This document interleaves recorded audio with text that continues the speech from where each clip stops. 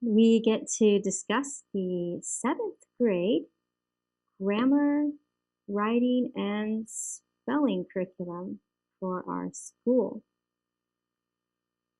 The first books we'll look at are the grammar books.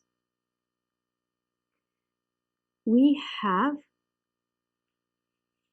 2 workbooks here called Punctuation and Capitalization.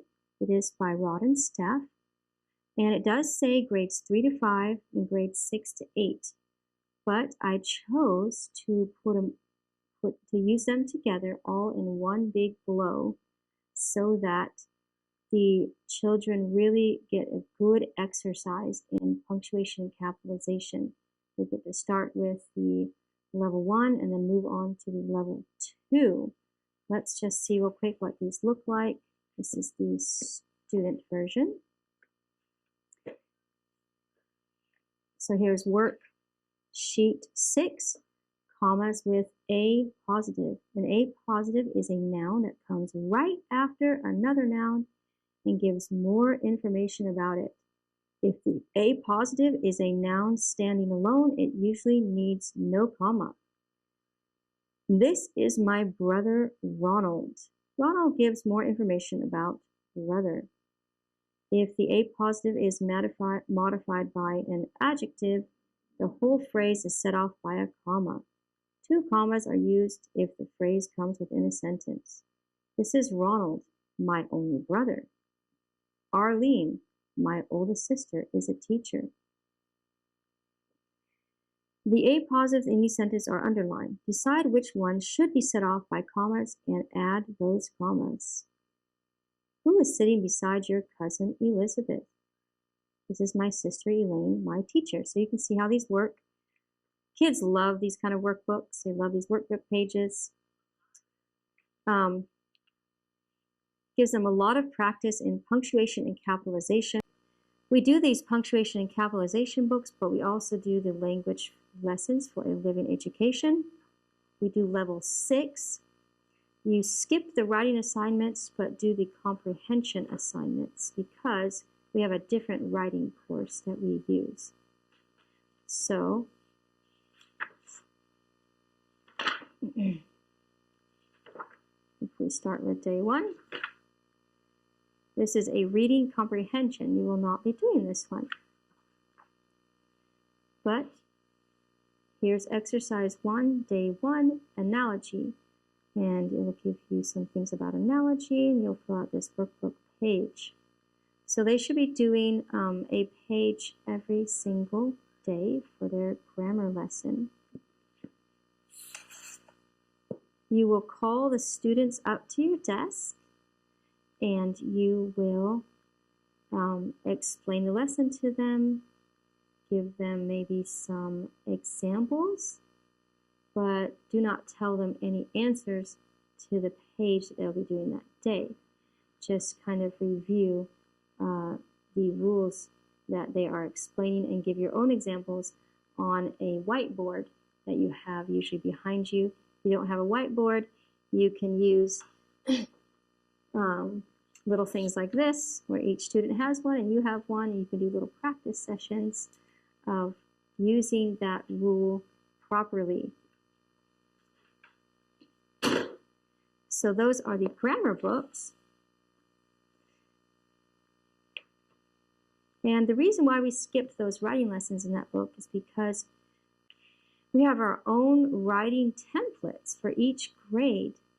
And I have found that it helps students to realize when they can see the actual template of different types of pages, of writing pages, that they learn to write so much more easily. And so, for instance, this one is how to tell a story. And you can see right here that if you are in 7th grade, you will do this 2 times a week. You will do 2 of these a week. So you will get to, on Monday, start your story, and on Tuesday, finish it. You actually don't use this piece of paper to write the story. This is just what the student gets to look at so they understand what their page should look like. So for instance, you see that the first part is indented, so the child should understand. They should indent their first paragraph. You see here that they have a title, and here's an example, a new baby. And then this is explaining what the first paragraph should be. Introduce the place, time, and people of the story. Use at least 4 sentences, so it gives you a nice guideline. It was early in the morning on a clear summer day, July 10, 2021. The birds were busy singing. The house was hushed. A new baby was just born. All are sleeping, but I am wide awake. What will it be like with a new baby in the house? And then it's going to tell the first interesting thing that happens. So then they'll indent their sentence and they will write what the first thing that happens. So they have obviously a separate notebook, and in our school they write in cursive. And I tell them they really have to follow the proper spacing, and they need to make sure that their letters are the proper height. The capital letters are twice as tall as the other letters, and the other letters are evenly halfway up the line, and the capital letters are all the way up the line. And sometimes they have to erase it and rewrite it, but that's okay. They are learning how to not be embarrassed of their papers. So we have 1, 2, this is called a friendly letter. This is how a friendly letter should look. 3, we have, this is not a writing, this is not something that they would send to anybody, it's but how to have a conversation, but they do write it out. And so it's a conversation. 3, this is called object lesson, is over here, is explained over here. How to write an object lesson. And it gives the instructions on this side, but the example is right here. This is an example of an object lesson. And the students will actually find a little picture to put with their little object lesson. And they might just have to copy one and cut it out and paste it on their page. Here is a business letter. Here is how to write a Bible study guide. And this is how to have a book report. This is how to write a poem. And this is how to write instructions. And they, each one does tell you how many times a week you do it. Friendly letter, if you're in 7th grade, you will do 2 a week. So Monday and Tuesday you will write a letter, and Wednesday and Thursday you will write a letter. Here, 7th grade, write 10 exchanges a day. So 10 exchanges in the conversation a day for 4 days, Monday through Thursday. The weaver bird, I'm assuming, would just be 1 a week. 7th grade, write 1 a week. Yes. And then you go through the whole packet and you start over. So they're not just going to write a story once. They're not going to just write a Bible study once or an object lesson once. They will keep writing these throughout the year, and they will actually get very good at it. And then what's even more of a blessing is on Fridays, they take these things that they have written and they send them to somebody. And they actually learn to address an envelope properly.